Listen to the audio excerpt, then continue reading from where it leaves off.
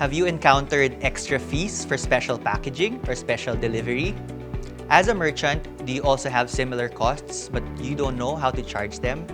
In this video, we're showing you how to enable and add custom fees for your digital store. It's very easy and requires no plugin.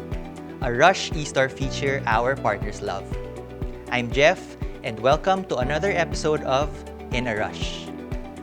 As usual, we'll keep it quick and easy because who knows, you might be in a rush.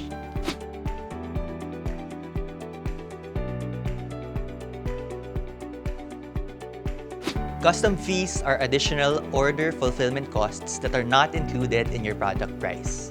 Adding custom fees unburdens these extra costs from you as a merchant, especially for those low-margin items. To enable custom fees, go to the Settings tab of your eStore module. Enable Fees and click Add New Fee. Input the fee name and choose the fee type. Choose whether to charge a fixed amount or a portion of the product or total cart cost. Then, input the value or rate. Repeat the process if you have more custom fees. Hit save and you're all done.